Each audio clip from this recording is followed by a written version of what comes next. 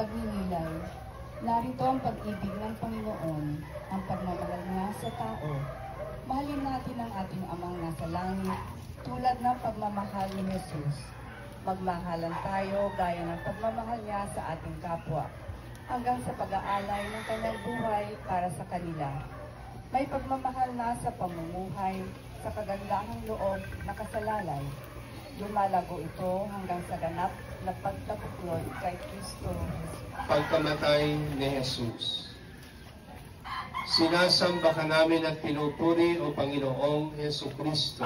Sapagkat sa pamamagitan ng iyong banal na krus, tinubos mo ang sanlibutan.